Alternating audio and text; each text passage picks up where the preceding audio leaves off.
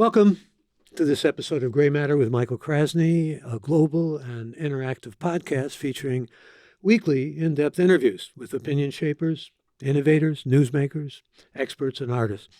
You can learn about us and our growing Gray Matter with Michael Krasny community by simply going to our website at graymatter.show. Our guest for this episode is Chilean author Isabel Allende. Frequently described as the most widely read Spanish language author, she is one of the world's most successful novelists, and her work has been translated into 30 languages. Born in Peru to Chilean parents and working as a journalist in Chile, she was forced to flee to Venezuela in 1974 after the assassination of her father's cousin, Chilean President Salvador Allende. Often identified with what has come to be called magical realism in literature, her books include a wide range of fiction, including, to name but a few, The House of the Spirits, Eva Luna, Of Love and Shadows, Daughter of Fortune, The Infinite Plan, The Japanese Lover, A Long Petal of the Sea, and Violetta, as well as Paula, a wrenching book of nonfiction about her daughter Paula, who died in 1992 at the age of 29 of porphyria, a hereditary blood disease. Among many awards and honors, she was awarded the Chilean National Prize in Literature in 2010, the U.S. Medal of Freedom in 2014, and the Penn Center USA Lifetime Achievement Award in 2016. She now resides in Northern California and, full disclosure, is a good and much loved friend of your humble host. And bienvenidos, Isabel. Gracias, Michael. So good to be with you again. And I'm going to take a kind of different turn with you. I always love talking with you about your work. I want to talk with you just about the role of the novelist. It seemed to me, and you know I've interviewed many novelists, maybe more than anybody, that there's a different attitude toward novelists, especially in the United States, maybe different across the pond in Europe or in other continents, Asia and Africa. But it used to be we went to novelists because of their imaginations and because of their fertile minds to talk about everything, in politics particularly. Politics, I know to you, you said the muse may not be in politics or football. But what about this notion that the stature of novelists and novelists as experts to talk about things like politics has diminished? Well, in the United States, but not in the rest of the world. That's what I'm saying, yeah, exactly. And in many places, Chile, I know the whole of Latin America, writers, not necessarily novelists, it could be a poet, sometimes are elected president because the fact that you, in a way, own the written word gives you a stature, the idea that you know everything, that you are like a philosopher, a sage. Well, I'm talking about men, not women, of course. Women writers is a different story. But men, and we have had in Latin America presidents and politicians that got there because they were writers. But for example, we have a mutual friend, Amy Tan. Yeah. They still, because she's Chinese, even though she was born in Oakland, California, will go and ask her about China and what she thinks of Xi Jinping and things of that sort.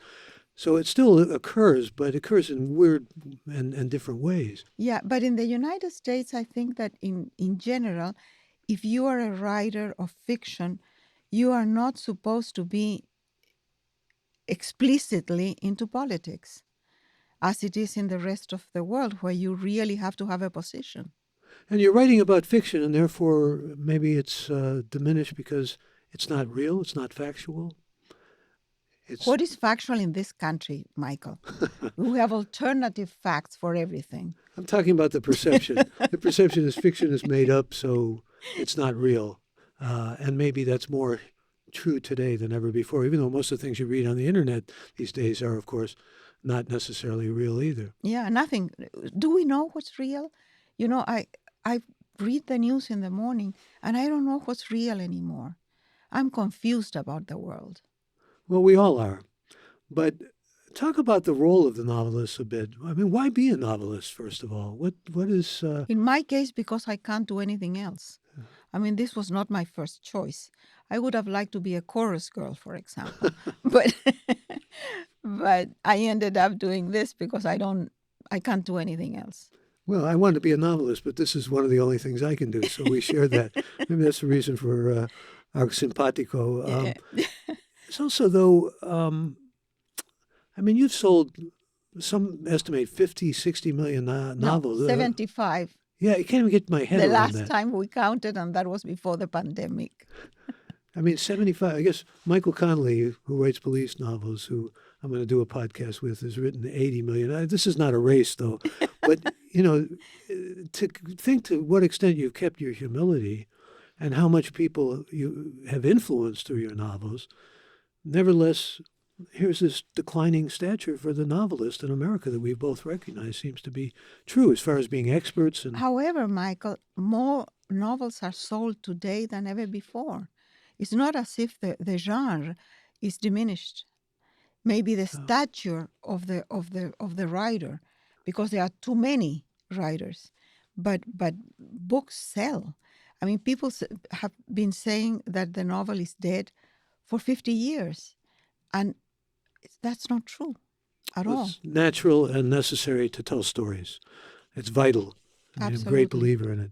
But to drop a name, Salman Rushdie, I could talk about. I want to actually talk with you about women in Iran because I want to talk Yeah. about some feminist things with you. But used to say we don't need another novel, unless it's going to maybe change the world or unless it's going to have a great impact or something along those lines. It sounds a little cynical, maybe, but there are a lot of novels out there and a lot of novels, unlike your work or maybe even Michael Connelly's work, that aren't worth reading. Why be a novelist? I don't know. Everybody has a story, and everybody wants to tell their own story. They think that their story is unique. I get hundreds of letters per day sometimes, and often I have people who want me to write their lives, and they tell me the drama in their life, a divorce, for example, or they were fired from their job, and they think that that's uh, worth a novel, because everybody thinks their own life is important, and it is for them. There used So to be an old saw, anybody's life could be a novel if it were told the right way, but it has to be told the exactly, right way. yeah, That's the key. yeah. And you became, as I said in my introduction, identify with magical realism early on, especially because of the House of the Spirits. But you've I moved experimented away with a from lot of that. other Yeah, things. I have written 26 books, and they not all of them are about magic realism. Magic realism is not like salt and pepper that you sprinkle it everywhere. It fits in some stories, and in others it doesn't. How do you define it? I mean, How do I know? no, how do you define what magic realism is? It's very different from fantasy. Fantasy is something like Harry Potter that happens in the imagination of the author and the reader, but you never see a manifestation of that in real life. While magic realism is something that has a manifestation in life, but there's no explanation. Garcia Marquez has explained that in many beautiful ways because he was the master of magic realism. He says that, for example, the fishermen threw their nets in the ocean and they picked up elephants and giraffes, and this is magical unless you have the explanation. And the explanation is that a hurricane came and blew a circus away into the sea, and then you have an explanation. Without the hurricane, it's fantasy. With the hurricane, it's magic realism. Yeah, and you're right. Marquez is definitely a master of it. I mentioned Rushdie, who's also known for his magical realism, some of the really greatest authors, but it's often identified with Latin America and more than any other region of the world. Do you have any thoughts about Latinx as a way of describing people who are of Spanish heritage or Hispanic heritage, by the way? I don't mind being called Latina, Latino, Latinx. It doesn't matter. We know who we are. Everybody knows who we are. Well, I was going to ask you also, since you just recently wrote a book about feminism, about you have thoughts about the Me Too movement. I want to talk to you about feminism, as I said. I think that the Me Too movement is really important, that it has set a standard, but also it goes sometimes to extremes and it can destroy people's lives. without real proof that things have happened that way. But I'm glad that it's happening. And I think, it all started uh, years ago when, what was the name who accused Clarence Thomas? With Anita Anita Hill. Hill. Anita Yeah. Hill. Still, Anita it still Hill. comes a little slower sometimes, but it still comes. Yeah, Anita Hill was the one who started it. Yeah. The first one to dare stand up and denounce something. And she got really hit because of that. A lot of aggression. And she lost the battle, but she won the war because she changed everything for women. It's I sort of can't help asking you what you think about, since you mentioned Clarence Thomas, Ginny Thomas, who has Right. been playing or wanting to played a central role in the so-called insurrection. So it appears, and testified behind closed doors to Yeah. the investigative committee, which Don't came you out with think that it is appalling that the husband has not retired after that? That he's still in the Supreme Court? I mean, what does it say about those people? there's anger in you with something like that, isn't there? Indignation. And what about you? Aren't you angry about it? Well, I think the whole appointment, the Anita Hill things made me angry. And, Yeah, President Biden didn't play exactly a very exemplary role in that when he not was at all. a senator. And now, should Clarence Thomas recuse himself, at least recuse himself? I would say yes. He should retire, go Well, home. or retire. When he was appointed, George Bush Sr. said, this is the most qualified man in the United States for the Supreme Court, which was absurd at the time. They wanted Completely. to have someone who was black and conservative, and he was black and conservative, still is. Yeah. And Well, that doesn't change. well, I mean, so many causes are important to you, though. I mean, feminism, as I said, we can talk about that more.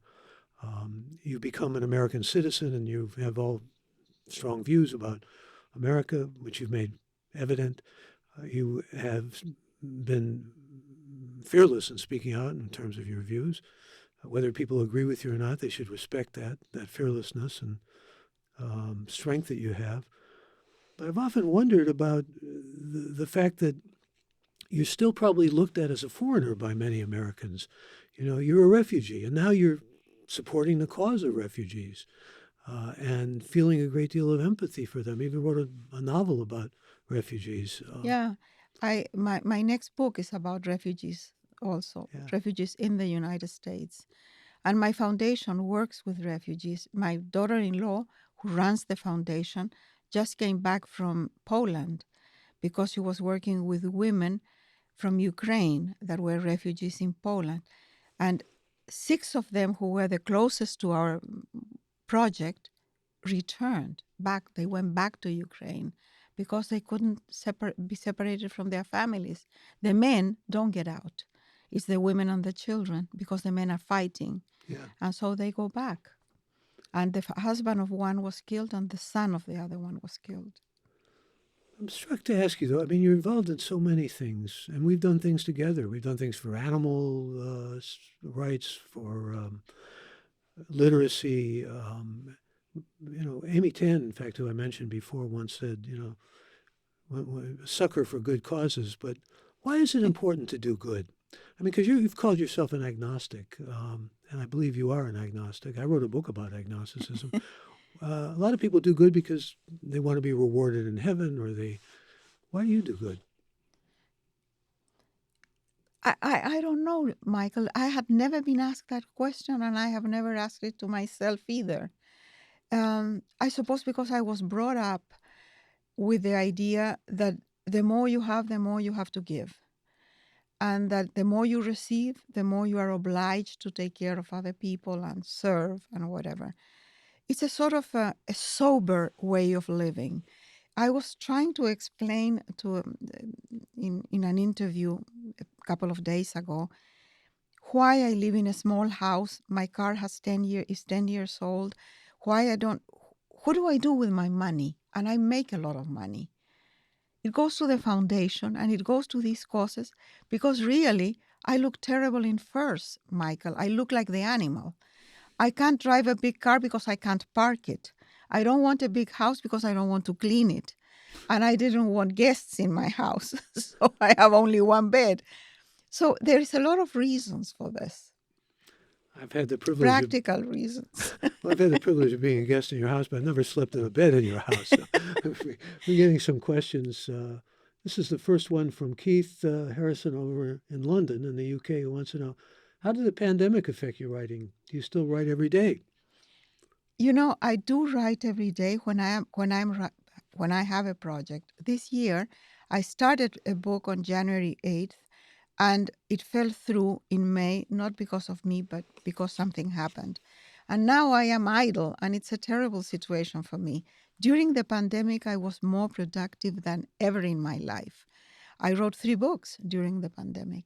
Yeah. You also had some things to say about being married during the pandemic. Do you want to? Well, I got a new husband, and we got married, and then the pandemic hit, and we were stuck in a small house which was meant to be for me alone and my dog, and for 2 years inside the house with this guy that I hardly knew.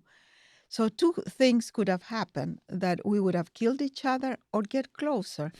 And very fortunately for us, we got closer. Another question from Susan Franklin in Dayton. She says, are there things that are more difficult to express in English than in Spanish? Yes, yes. Things that have to do with the heart, they are easier to explain in Spanish. Food, counting, praying, making love. I would feel completely ridiculous panting in English. And it's the things that happen in organically for me are much easier in Spanish. That's why I write fiction in Spanish. I can write nonfiction in English. You were talking about writing in a regular, almost ritualistic way. In fact, don't you, because you start books the same time every year and so forth, um, don't you get dressed up and put on makeup too when you start writing? Every single morning, I get up at 5:30 or 6 in the morning, and I have my shower and put on full makeup and dress up. Because otherwise, Michael, I would end up my life in a pajama. And I don't want that to happen. It also tells you what, that you're at work, that this is, Yeah, that this is my job. yeah, this is your This job. is my job. And you were talking about the effect on the heart, and I was reminded of a story I read about you when you went to India after your daughter died. And, well, maybe you can tell that story. I mean, you said it just clicked something in your heart. But Yeah, I was with my former husband, Willie, who unfortunately died. And after my daughter died, I was in a sort of state of, I don't know, I was blocked as a writer, but I was very sad also. And Willie and a friend of mine thought that taking me out of my comfort zone would help, and we went to India. And we had rented a car in Rajasthan, and and with a driver, because it's almost impossible to drive in India. So the driver was this very tall, big guy with a turban, who would only talk to Willie. He would never talk to Tabra and me. And so, but when we were driving in the middle of nowhere, the engine got very hot, and he stopped to cool the engine. And Tabra and I walked toward a group of women that were standing far away. So we walked there. They were very, very poor, like 5 or 6 women with a bunch of little children. And there was no language in common, but we touched, and we gave them some bracelets that we had bought before. And they were fascinated with Tabra because she had purple hair. And then when the driver honked and we had to walk back to the car, one of the women came over and gave me this little parcel of rags. And and I thought she was trying to give me something back for the bracelets. And I said, no, no, it's not necessary. I tried to give it back. She wouldn't take it. And then I sort of opened these rags, and there was a newborn baby inside. And, I still can see it, Michael. I can see this baby that was dark and tiny and smell like ashes and feces. And so I kissed the baby and tried to give it back, and the woman wouldn't take it. And in that moment, the driver came running, and he took the baby from me and gave it to the first woman that was there, or put it on the floor, I don't remember, and dragged me to the car. And we had already started the engine when I said, why would she try to give me her baby? And the driver said, it's a girl who wants a girl. And that was the moment when it was clear to me what I had to do. I turned 50 that year. What would I have to do with the rest of my life and whatever money I could earn, and especially the income from the book that I had written about my daughter. And I created the foundation. It's almost as if she wanted to give you an infant, maybe an infant girl, recognizing perhaps on some strange level, magical realism, perhaps your loss, because it was right after your daughter died. Right after my daughter died. Yeah. And I think about that girl all the time. Maybe that girl has lived in spite of the poverty and the fact that her mother didn't want her or couldn't have her. Maybe she's still alive. What kind of life she would have? It would be a terrible life, probably. But something clicked in you, I think, is the way you described it. Yeah. Something changed. It was called an epiphany, or whatever you want to use in the way of describing it. Such an unthinkable and unimaginable loss that you went through with Paula's death. And I remember how you couldn't write for a long period of time. And then I think Antonio Banderas helped to change that, as I recall. We can talk about that a little bit. But any advice to people who have a great loss like that in terms of recovering your spirit and your purpose? I get letters all the time about that, Michael, because of all my books, Paula is the book that I get more response from the readers, especially people who have had some kind of loss, and they connect with the book. The only advice that I can give, because everybody mourns in a different way, and it very much depends on the culture also, where you are, because there are places where death is part of life. And people get together and they share everything, and they share death as well. But when in this part of the world where we live, death can be a very lonely experience. So the only thing that I can advise is get out, talk to people, share your experience, and you will see that everybody comes to help, that people gather around you. The first instinct is to just close down, we just become so tight, so close, and it's very hard to get out there and say, I have had this loss, please help me, ask for help. And it really is wonderful, the response. When you need your friends and your community and your family the most. Yeah. At that point, yes. You want to tell the Antonio Banderas story? No, the Antonio Banderas story. I had a dream. I had a dream like 2 years after my daughter died, and the dream was that I placed a naked Antonio Banderas on a Mexican tortilla, slathered him with guacamole and salsa, rolled him up and ate him. And I thought that was the coming back to my body and to eroticism and the joy of life. And so I gave myself the task to write a book about that, about lust and gluttony. The only deadly sins that are worth the trouble, Michael. And I wrote about aphrodisiacs. And you're still at your ripe age, which you don't hide. Well, I'm 80. You're 80, yeah. I remember Gloria Steinem said to me, "This is what 80 looks like," and Yeah. both of you look terrific. But there's that sense that somehow, when you're 80, lust should be subsiding or gluttony should be going away. That those kind of appetites don't befit someone who's an octogenarian. Why not? Why not? Why Absolutely. not? Yeah. The problem is that often you are stuck with a companion that is also 80 or maybe 86. and, then, and then go figure how can you have lust? Well, you can still eat and drink. I want to talk with you a little bit more. We got a lot of questions coming in. I want to go to as many of them as I can, but just when we were talking about feminism, um, now Maduro is head of state in Venezuela, where you spent many years. I'd be interested in your thoughts about Ron DeSantis, the governor of Florida, sending Venezuelan refugees to Yeah, that's Martha's a Vineyard. But political stunt.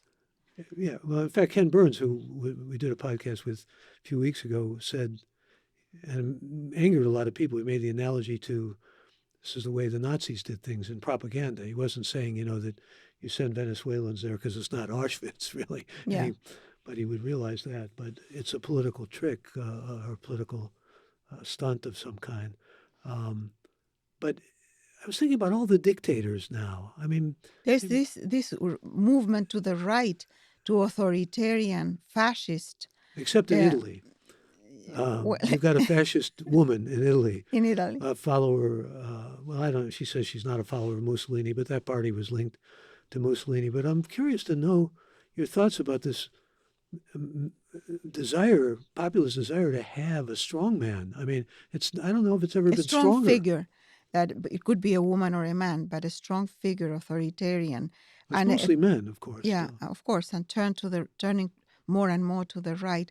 But I think that this goes in cycles, Michael. And democracy is very hard to maintain, very hard to keep alive and to defend it. Um, we know or we think that it is the best possible way of government, but people get tired. I'm after seeing what has happened in Chile in the election in the United States. Now in Europe. It seems that there is a 40% of the population that has this authoritarian fascist tendency. It's there. And sometimes there is a political figure like Trump that taps into something that is latent there always. And it just emerges, but it's there. It's not as if it's gone. It's gone. In Germany, what happened with the Nazis? How is it possible that in a country like Germany, so civilized, such an old culture, something that Nazism could happen? Well, a It lot was of it. there. It was always there. It was always there, perhaps, but a lot of it had to do also with what happened after World War One, which Yeah. is a lot. The defeat of the war, what was and imposed the upon the humiliation. Germans. Yeah. It was like the South in Reconstruction in some ways, and the victor wanting the spoils and wanting to essentially have hegemony over. Yeah. But you get into some very troubling questions here. I like to be in the middle sometimes politically and navigate through troubled waters. I understand seeing Trump as a fascist or a demagogue, but there are those who say, well, now we have inflation and we have, difficulties with our 401ks that under Biden that we didn't have. In other words, they look at it from the standpoint of it's the economy, stupid, and I want a leader who can make it better for me on a day-to-day basis. But the economy wasn't better before. Pardon? The economy wasn't better before, and the economy has nothing to do with Trump. That's the argument you hear from many people who support Trump, that it was better and that we were not so, we're not so shy about the way we use our resources, particularly oil, and we were moving now more toward alternative energy. I mean, what happened in Chile, for example, let's go back to that, was, I know, very disappointing to you. Yes. Everybody on the left was disappointed. The Constitution was rejected, and the Constitution was But I think that you have to explain to the audience what happened, because Let's hear your explanation. most people don't know. Chile in 2018 had what they call estallido, the explosion, in which they raised the fee in the subway for the equivalent of 10 cents. And the next day you had 1 million people protesting in the streets. They were not protesting for the subway. They were protesting, they didn't know why, what. And there were no political parties behind it and no leaders. It was just anger, accumulated anger. And that was channeled eventually to the idea that we had to change the constitution that had been imposed on the country by the generals during the dictatorship. And that, okay, we agreed on that. And we chose 155 people that would be the people from different venues. They were not lawyers or judges. They were just common people. Ordinary people. Yeah. Ordinary people to draft the Constitution. And they did. It took them a year or more to draft the Constitution, and then there was a plebiscite to approve or reject the Constitution. This Constitution had very good points. One of them was gender parity. Everything would be in the country, the administration of the country would be done by men and women in equal terms. Climate change was a problem, and that would be tackled also. So the respect for nature and other things that were very good points. But the extreme left took over, and they proposed a lot of stuff that extreme left or extreme right? No, the extreme left that within the Constitution that proposed things that people didn't understand, that they were not well explained. The government had all the power to explain very well, and they didn't use it. While the right had the press and media also, but they, you know what happens with the right, Michael, and you know this, they have one goal, and they know exactly how to do it, and everybody agrees on one thing. The left is always like trying to herd cats. And that's what happened eventually. But what is, I think, more serious is that the Constitution was rejected, brutally rejected, and the government and the left and the people who drafted the Constitution blame others.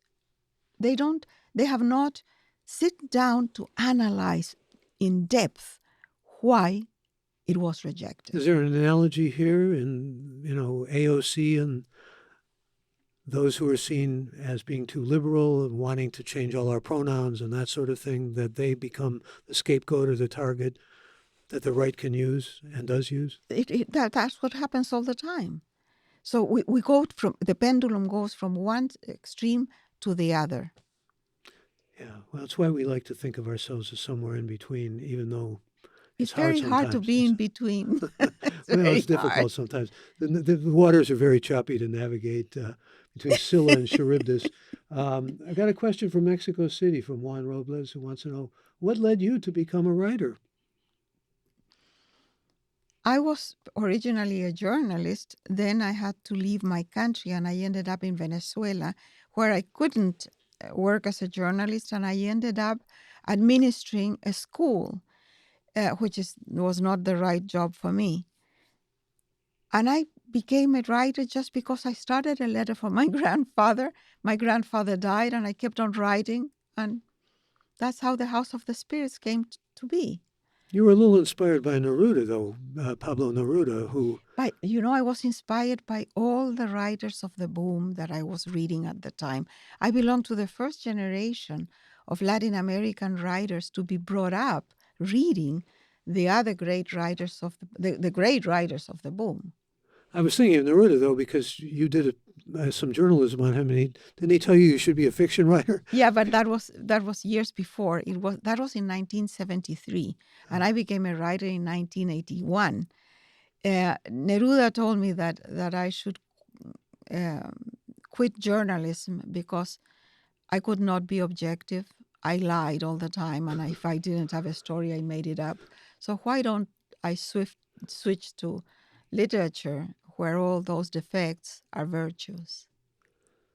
Mike Edwards from Brooklyn, New York says, what city, state, or country has given you the most creative impact in your career? It's got to be Chile, isn't it? Or is it? I think that is my childhood. Yeah. Everything comes from my childhood, and that was in the house of my grandfather in Chile, in Santiago. It's amazing, though, to me. I've just been teaching James Joyce in a class I do at Stanford Continuing Ed. And even though he left Ireland and, he was in exile for years, he lived in Trieste, he lived in Zurich, he lived in Rome, so many other places, he identified As all of Irish. his work was moored and anchored to Ireland and his boyhood. So, Yeah. Getting back, any thoughts about what's going on in Iran from you, especially since it's young women? Young women who Yeah. are defiant and brave, and it's amazing. This is a revolution of the women. It's fantastic when women get together what they can do. But they're being beaten down. I mean, it's Well, terrible what do what's you happening. expect? They're being killed. They're being killed. Yeah. And still, every day, they are out there in the streets. They're out there taking off their hijabs anyway. Yeah, and burning them. Yeah. It's amazing, the courage that does it it takes. give you hope for maybe It gives me hope. to get those imams out? I've thought many times that if in every country there was a political party that was the women's party, that women would vote for women's issues, they would be so powerful. Forget the Democrats, forget the Republicans. If we had in this country a women's party and we only voted for those candidates, men or women, who would defend what we need and we want, we could run the country. How about like the old Greek play, if they withheld sex? Yeah. And I'm sure that the women in Iran can do that. Greg Smith from Atlanta wants to know, do you ever get writer's block? And if you do, how does a great writer move through it? I got it once with Paula. And the way I got out is giving myself a task, an assignment, and write something that was nonfiction that I could research and could get me back into the process. There is also the writer's block that happens when you are in the middle of a book, and then you reach a point when you can't go back or you can't go forward either. And that, what I recommend in that case is move to another scene. Just forget that part where you are stuck and jump forward to something else. And then you will get back your juices and be able to. Do you know what's going to happen for the most part when you're writing a novel? No, I have no idea. So it surprises you? Your characters take on a life of their own, that sort of thing? Yeah, I have no idea what's going to happen or how the book is going to end. When I start a book, I usually have a vague idea of what I want to write about, and I have researched some. So I have some material, but very little. But you do a lot of research. Well, talk when about it's your research. When it is a historical novel, I do a lot of research, previous research, the time, the place, and the event. And that's wonderful because I have half the book there. But then during the process of writing, I have to fill in the research with the details. But what draws you? I mean, you've written such a range of books. You even wrote a book about Zorro. You wrote a book that takes place in California during the gold rush. You wrote a book about Japan. I mean, the First World War. Is it just something that is like a magnet and pulls you, and that's a story I want to tell? I don't know. I think that I have seeds in my belly, and each seed is a possible story. And then sometimes that seed starts to grow and takes over. And then I start thinking about it and dreaming about it. And then I know that that's the story that I will write. And then I start the research. Is that seed, is it images or is it just an idea that's kind of it's incoherent? Feelings. For example, when I wrote Island Beneath the Sea, that's the story of the slave revolt in Haiti in 1800. Why would I write about that, Michael? It has nothing to do with my background. But I started thinking and thinking and thinking, and it took over like a feeling. And then after the book was published, I realized what the feeling was. The book is about absolute power with impunity, Mm. which is something that has obsessed me all my life. And that's not only the military, like in Chile. It's not only the police or the torturer. Often it's the father in a household.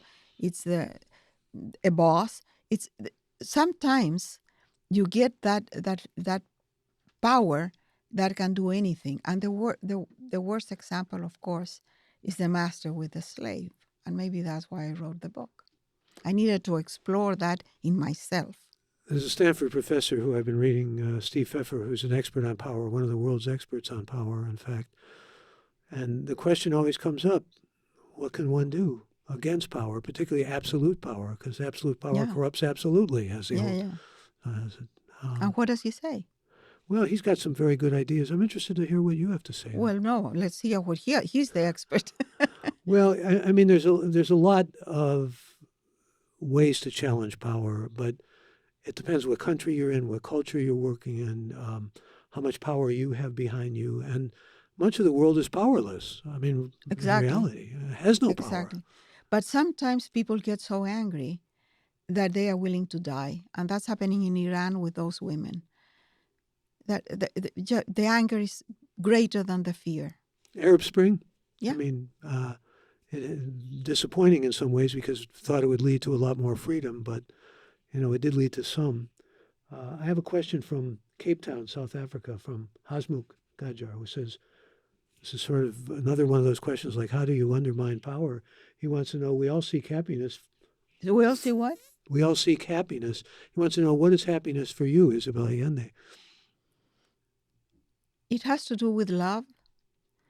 And I'm not talking about romantic love only, but it has to do with the love of animals. And you know that because we've worked with that together.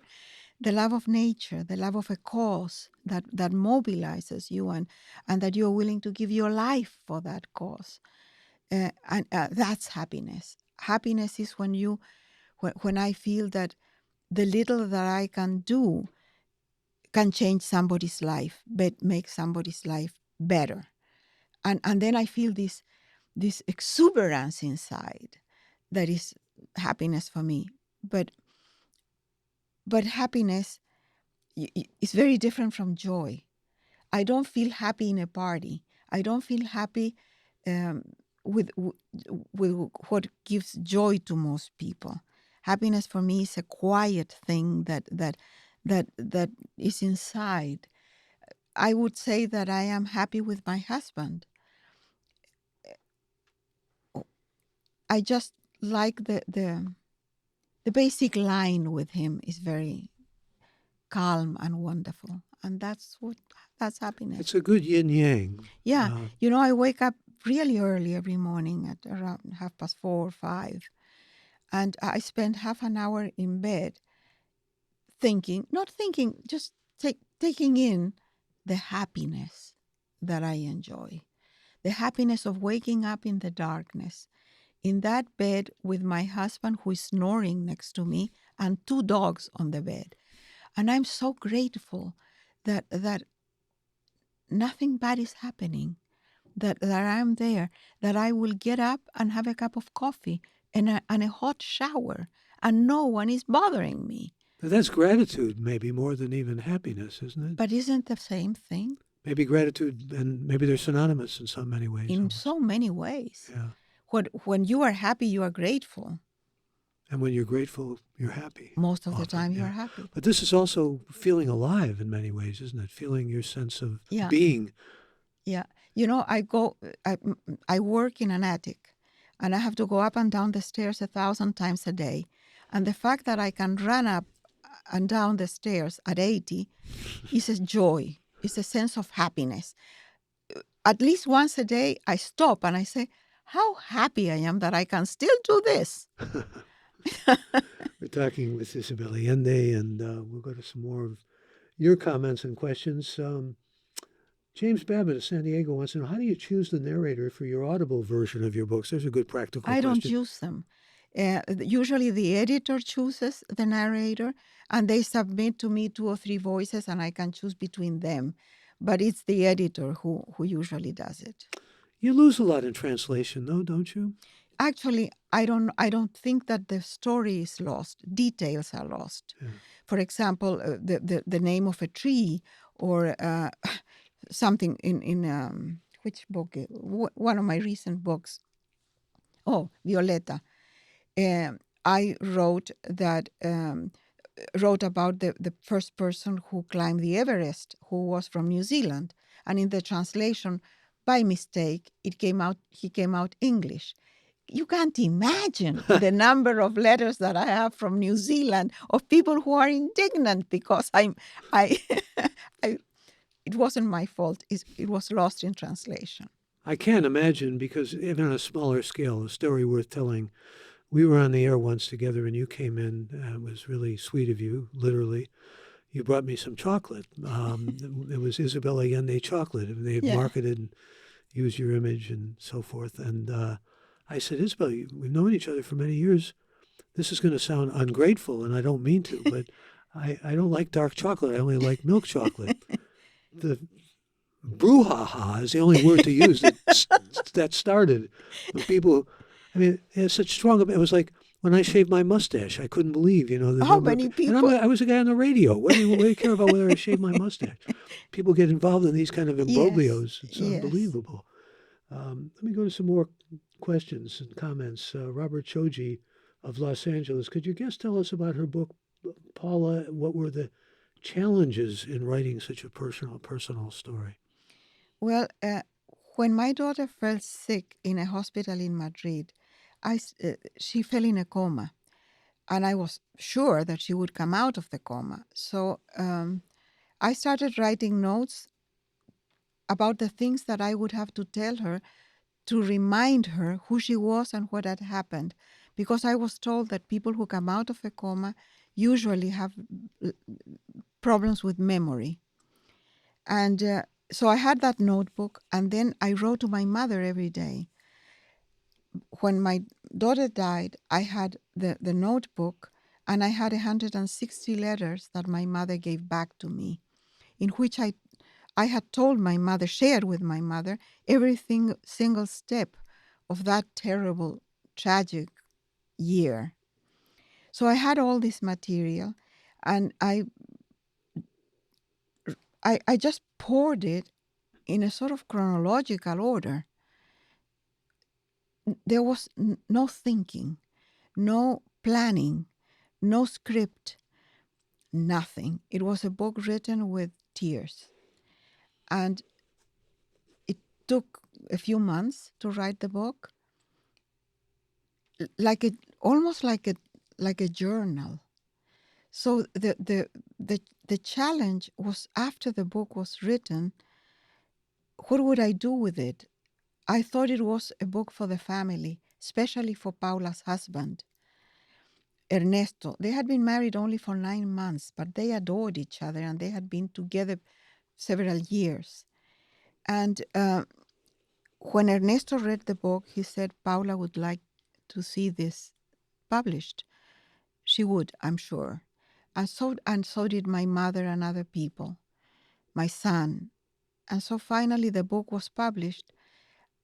And it was a good thing that it was published. It took me some time to accept the fact that this very raw um, narrative would be out there and people would know things that maybe they shouldn't. But it didn't matter, because at the end, as I said before, that's the book that has given me contact with my readers at a very deep level for 30 years. And it's going on. And 30 years before that, maybe, House of the Spirits, you were writing letters to your grandfather.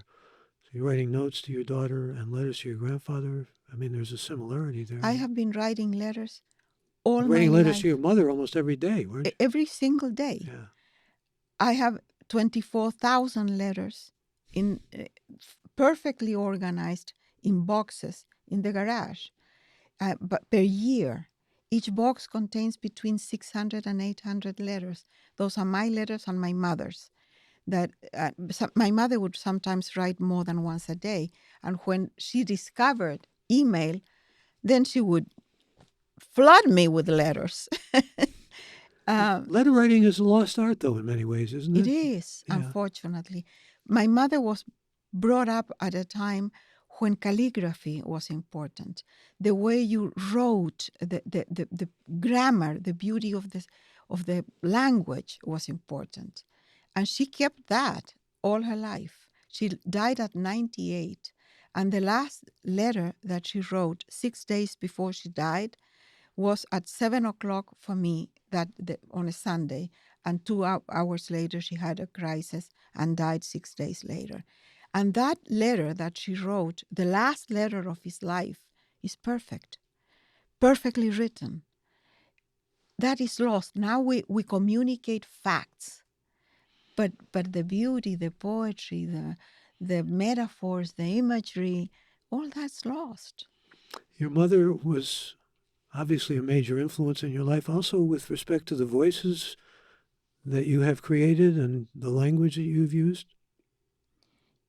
My mother was my reader for years and years. And for her, language was very important. So I learned with her red pencil to be aware of how you. Sometimes, Michael, you have to replace 3 adjectives with a perfect noun. And that challenge is beautiful. To read something and you know that it has too many adjectives, but you need to find the perfect noun. My mother would do that. Some say you can change everything just with a comma or a semicolon, and it's true, isn't it? And obviously with an adjective. Yeah. You can change the tone of something by changing the adjectives in a paragraph. Speaking of adjectives, Gertrude Stein was very insistent with Hemingway that he should cut out his adjectives, write more concretely and avoid the adjectives. Is that good advice for writers? For some writers, Depends on their style, doesn't it? yeah, I try to now. I try to avoid it because before, when I wrote The House of the Spirits of Love and Shadows, and I was living in Latin America, where everything is more expansive and abundant and more baroque. But I've been living in English for many, many years. And I realized that you can say the same things and create the same emotion in the reader without being so overdone. Well, I used to say that the two polarities were Hemingway on the one hand, who did write, actually, he could write glorious sentences when he wanted to, and often did.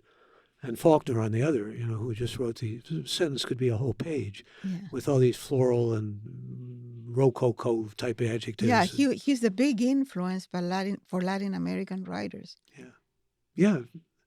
Let me go back to Mexico City. A question. How has your writing helped in any way in the way you live? Every book is an exploration of my own life, my memory, myself. Why do I choose to write this book in particular and no other book? It's because I'm looking for something. I'm trying to understand something.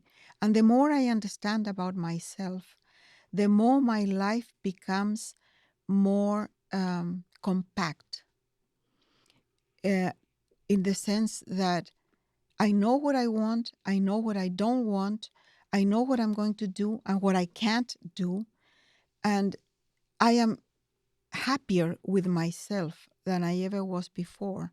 And I think my writing has given me that more knowledge about myself and the kind of life that makes me happy. When I describe to you my house and my car and whatever, that makes me happy. And I don't waste time trying to have a house in the beach.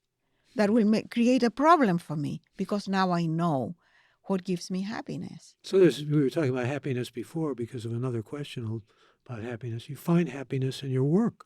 Yeah. Yes. Especially when Yes. it's right, when it feels right. Yes. And when a character does something that is unexpected and surprises me, I scream with joy because now I have it. Yeah. You should record that sometime. Keep the machine going and record that. Reed Mainberg from Santa Rosa says, Isabel, what do you feel optimistic about in today's world given the state of the planet? The state of the planet seems awful because we have too much information. But I was born in the middle of the Second World War, when there were 50 million people that were refugees, when after the Holocaust, after the atomic bombs. Look, the world has never been a nice place. It's always been a mess. And I think that now, because we know more, it seems worse. But there are less poor people than before, more people that live in the middle class, more women that are educated, more people that are not hungry than ever before. So we have to compare to the past. Some And people make the argument that things have, with just what you've mentioned and catalog, maybe never been better. exactly, exactly. My grandson Alejandro sent me a questionnaire about you had to choose those questionnaires with A, B, and C, and you choose. And it was about this exactly. How many are there more or less women educated today than before? Are more people hungry? So I have it very fresh in my mind. And I answered with, all my answers were sort of in between pessimistic. And then I got the answers. And I was wrong in almost everything, except the women stuff. I was wrong about everything. But we do It's have a better world. hundreds of thousands of refugees, and with climate change, there are going to be more climate refugees and so forth. This is one of the causes that is very important to you. It's Yes. very much part of your heart. And you get into, again, this how we have plenty of room in this country. You know, I've talked about. And we live in this planet that has become a global place. And people move and will keep moving. Everything moves, capital, oil, guns, narcos, everything moves without borders except people. And that will change. Sustainability always comes up, though, and the difficulty of, what refugees you let in. They're letting refugees in from Ukraine, but not necessarily from the Because they are borders in white, Latin America. If they're white, exactly, not from Afghanistan, who are also white, by the way. who are, yeah, but they're seen as darker or they're more Yeah, feared because they're Muslims. There's all yeah. these differences that play into the whole equation of attitude toward refugees, and it's a complex, multidimensional problem. I mean, when you start analyzing policy and trying to bring policy in with humanity and Yeah. the concern for the humanity, the teeming wretched of the But earth. what is really interesting, at least in Europe and in this country, is that we have this anti-immigrant sentiment and policies also. And we have aging population in Europe and in the United States that needs to be supported by the young. And we have less and less children also. So we need all these young people coming in to work in the country. And we also need people who are willing to do labor that no citizen would do for any money. And yet, only we let them in only as much as we need them. And then we have to kick them out. That needs to change. We need to be able to give people an opportunity to work and then go back if they want to, and come back again to work if they need to. So Nobody wants to leave their home, their language, their family, everything that is familiar to them, unless they are in real need. That's why people leave. Why do you think the Ukrainians are leaving Ukraine or the Syrians are leaving Syria? it's all the They don't. violence The mostly. violence, they are running away for their lives. Ever given any thought to running for a political position in Chile or here? No. I write fiction, and fiction, the politics in what I write are in between the lines because, of course, I chose to write about refugees. So, of course, I have a position about it, but I'm not preaching and I'm not doing politics. I'm telling a particular story of one refugee. But you certainly make very graphic and immediate, the sense of what people go through. And this takes extraordinary empathy sometimes to make it detailed and make it vivid and make it felt by your reader. That's why you need to choose one story, because if you give statistics, if you say that 200,000 people are going hungry in Ethiopia, that doesn't mean much to the reader. But if you take one person that is starving, one family who has a name, who has a face, who has a story, then you can connect, because we are all similar, Michael. We are all people. Well, keep on telling stories, and keep on keeping on, as we used to say, because at 80, as I said, you are a wonderful model for all of us. I haven't hit that Rubicon yet, but I see it up ahead, and I hope that I have your vitality still. Always love talking to you. Thank you You're so still much. far away from being 80. You're far away. Not far But enough. let me tell you, it's a great time, because you really don't give a damn about what people think. You just have a few years to enjoy them. Yeah, I saw an old friend yesterday who made it. This is a funny story. Made it out of cancer.